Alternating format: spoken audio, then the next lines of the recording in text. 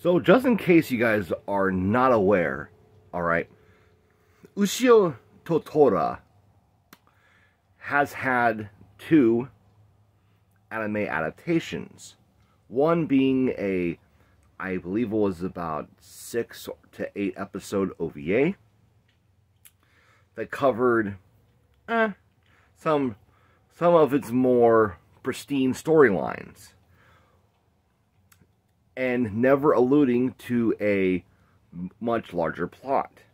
While its TV adaptation that came out, I'd say back in 2015, granted, still showed those individual storylines, but also showed that there really was a bigger plot at hand, that there was a larger story to be told. But regardless of how large the story was, there was still a lot that was just omitted. Omitted for either time purposes or for redundancy. The first story of Volume 5 is one of those stories which I believe had been omitted. Granted, I have not watched the anime since it initially came out. The TV anime, that is, since it initially came out back in 2015. Now, if I have that year wrong, when that anime premiered, go ahead and correct me. I'm not going to get mad. I'll just get pissed. And before I go any further on with this review, let's just do some house chores, shall we? So, go ahead and give this video a thumbs up. That way the YouTube algorithm will know that my content is worth watching. As well as, leave a comment down below. You know, well, not just any comment. Something pertaining to the video itself. I want to say I would go without saying, but you never know. And if you haven't already, subscribe to the channel. Because there might be some lurkers out there that are just pondering, should I subscribe, should I not subscribe? I'm not too sure yet how I feel about this bearded weirdo. Subscribe. Because you never know what kind of content I'm going to create. And after subscribing, make sure you hit that notification icon. That way the bell is a ring-a-ding-dingin'. Let's start the review. Wow. Just stumbled over my own words there, huh? So as we know at this point in the story, okay, Ushio is on his way to Hokkaido because he's going to find information out about his mother once he arrives there. Or at least that's what he hopes. So, on his way over there, now, this volume contains 2 full stories and the start of a 3rd story. Also, we get kind of a conclusion to the last story with them being in the airplane and facing off against that sky Bakemono. Sorry, I don't remember its name. And I didn't bother looking it up before starting this review. The first story is pertaining to the, I hope I'm saying this right, the Hokurai sect, that they really don't believe Ushio is supposed to be the wielder of the Beast Spear. They believe that one of their candidates should be the wielder of the Beast Spear, so they send out one of their most ruthless monks possible. And this dude is just straight up fucking ruthless. To the point where, like, if he's asking someone for directions, he will beat the shit out of that person until he gets the directions that he wants to get. Like, that's the kind of person this dude is. And this dude is one badass motherfucker. Like, if you thought Shigure was badass, no, this dude's more badass. So the dude's name is Kyoura. Kyoura puts Ushio in his place, he puts Tora in his place, and it literally takes a powered up Ushio with the power of the Beast Spear in order to defeat this guy. And during this story, Ushio and the Beast Spear actually have a heart-to-heart, kind of like Ichigo and Zangetsu from Bleach. Basically a unity of souls, if you will. Now, what's so weird about this storyline is the fact that the head of the sect, okay, keeps telling them you don't need to pursue Ushio. You don't need to put so much effort into taking the Beast Spear back. The simple fact that, okay, these guys have tried to open the cellar where Tora was kept, the Beast Spear was also kept as well. The fact that they could not even budge the fucking thing open. The fact that nobody could even take the spear out of Tora if they even managed to budge the damn thing open. And yet, they're so hell-bent on having one of their pupils, one of their so-called chosen wielders, to wield the Beast Spear, when it's quite obvious that the Beast Spear has chosen Ushio. And it's like, these motherfuckers just don't want to accept that shit at all. But anyways, Ushio ends up defeating Kyoura, and that's basically that. Now, Kyoura mentions that he's going to come back for revenge at some point, so I don't think this is the last we're going to see of the crazed monk, or the crazed Buddhist, or whatever.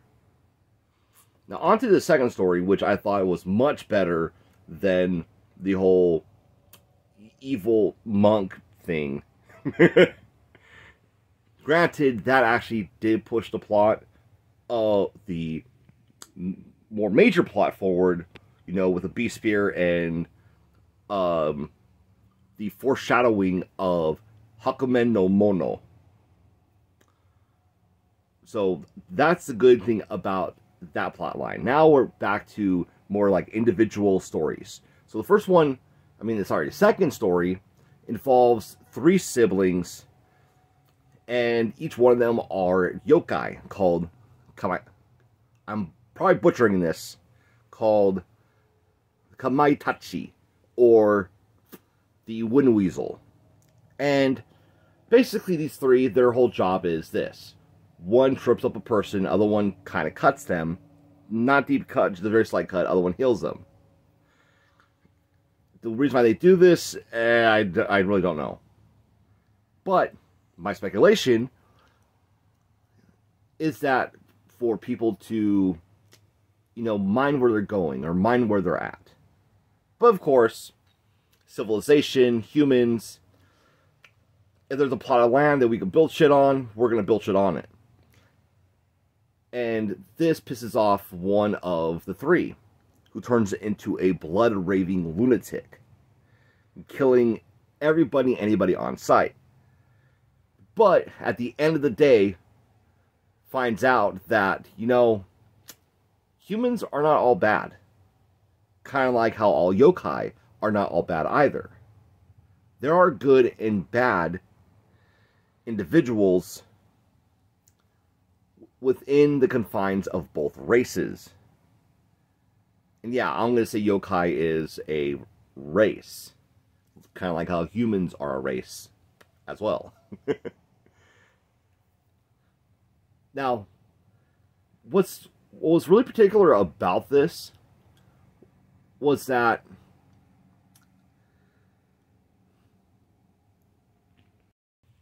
we once again got to see Ushio settle a conflict without resulting to just violence. Now, I know I haven't been talking a lot about Tora at all, and that's because, in a way, the author has been negating Tora. Because I think the author knows, of course the author knows, how powerful Tora is, and doesn't want Tora to just be his living Deus ex machina. I'm probably butchering that word, but whatever. by purposely getting Tora out of the picture. You know, when it came to Kyoura, Tora was sealed. When it came to this little arc with the Kamaitachi, Tora had his arm chopped off. Granted, Tora did do a couple things, but it was really nothing of massive significance. Now, the final story deals with a white-haired girl named Saya and this little luck god, which I don't remember the name in Japanese for a luck god. Wow, I am terrible with names, ain't I? And the whole point, I'm sorry, why did I say that? All we know so far about this story is that there's a family, lives in a mansion, and in that mansion, they basically have a god of luck captive.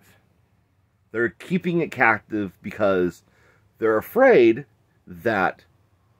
Now, there's actually some lore behind this god of luck. This god of luck looks like a child.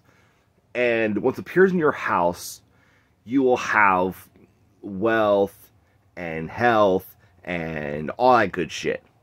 But that all disappears, per se, or rather leaves you to your own devices once that god leaves. And a lot of times people fall to ruin because they relied way too much on this god in particular.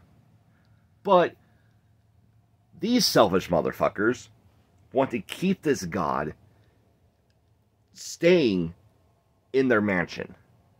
And I get the feeling that that's not going to bode too well for them by the end of the story. And with that being said, what did you guys think of Ushio to Tora Volume 5? Let me know in the comments down below. Thank you guys for watching. Hope you guys have a wonderful day. If you haven't already, give this video a thumbs up.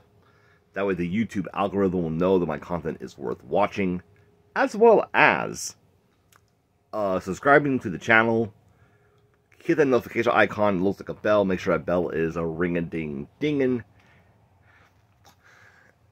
And share this video. I'm pretty sure that helps with the algorithm as well. Is there anything I'm missing? I don't think there is anything I'm missing. Until next time, bye.